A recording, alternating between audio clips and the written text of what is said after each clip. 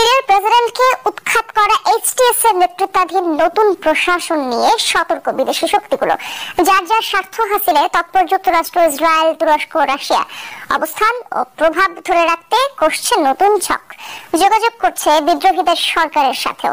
পক্ষগুলো নমনীয় মনোভাব দেখালেও আগ্রাসী। গত বছর গাজায় ইসরায়েলের আগ্রাসন শুরুর পর থেকেই মধ্যপ্রাচ্যে মার্কিন পররাষ্ট্রমন্ত্রী অ্যান্টনি ব্লিনকেনের দৌড়ঝাঁপ শুরু হয়। গাজা, লেবাননের পর এবার সিরিয়া ঘিরে চলছে যুক্তরাষ্ট্রের কূটনৈতিক তৎপরতা।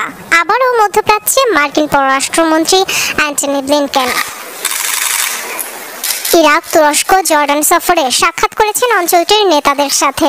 নিজেই জানিয়েছেন বাশারকে উৎখাত করা এইচটিএস সহ সিরিয়ার বিদ্রোহী গোষ্ঠীর সাথে নিয়মিত যোগাযোগ রাখছে ওয়াশিংটন।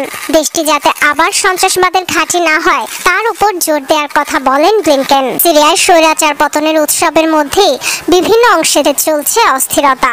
উত্তরে তুরস্ক সমর্থিত এসএনএ এবং কুর্দি নেতৃত্বাধীন এসডিএফ এর মধ্যে এখনো চলছে সংঘাত। দেশটি থেকে কুর্দি যোদ্ধাদের হটানোর অঙ্গীকার তুর্কি সমর্থিত বাহিনীর। এসডিএফ